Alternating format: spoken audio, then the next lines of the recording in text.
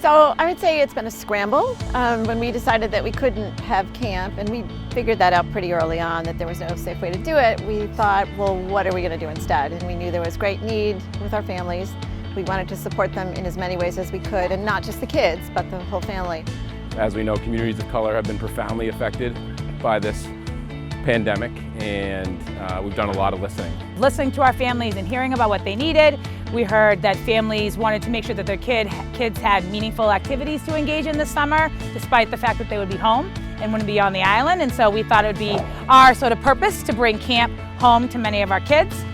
We also heard that families were struggling to meet their basic needs, both on the food side as well as just household essentials, and just making sure that families could sort of be reduced to some of that stress and not having to worry about putting food on the table and getting the things that they need to be able to take care of their households on a daily basis. And we knew that we could provide that as a resource for them.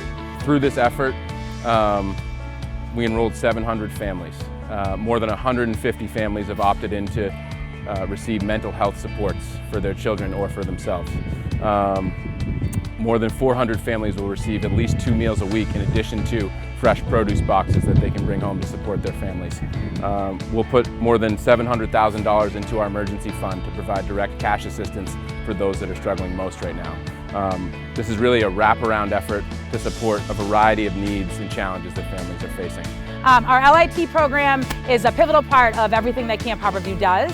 Engaging our high school young people in all the work is critically important to us. And during this time with the pandemic and the effects and impacts it's had on families, we wanted to be sure that all of our leaders in training, all of our high school students, were able to receive income this summer.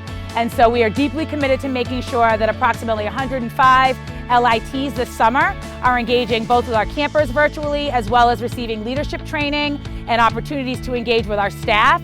This year was my first year as an LIT, and it was definitely different than what other LITs first years would be like. And I think that even though that we weren't working with the campers, it was still a good opportunity because we're interacting with the campers. We haven't been able to do what we love doing and serving these kids a great summer experience for a month.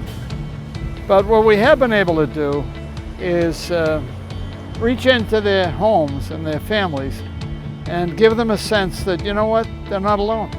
Somebody cares about them. It's kind of kindness, it's thoughtfulness, it's teamwork.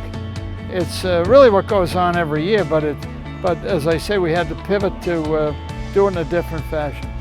This year, with not being on the island, it's a lot tougher because you don't get to see and have that experience of camp and do all the activities, but at least we're gonna have, the CHV family still supporting us there. So that's all that matters.